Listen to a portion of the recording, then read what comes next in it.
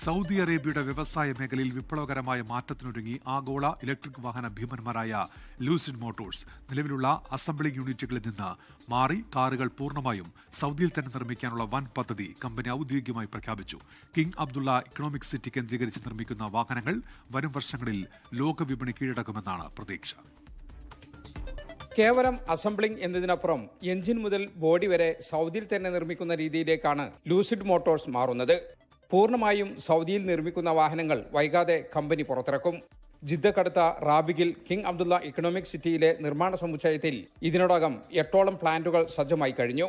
Lucid മോട്ടോഴ്സിന്റെ അമേരിക്കയ്ക്ക് പുറത്തുള്ള ആദ്യത്തെ അന്താരാഷ്ട്ര നിർമ്മാണ പ്ലാന്റാണിത്. മിഡിൽ ഈസ്റ്റിലെ ആദ്യത്തെ ഇലക്ട്രിക് വെഹിക്കിൾ ഇന്നൊവേഷൻ സെന്ററാണിത്.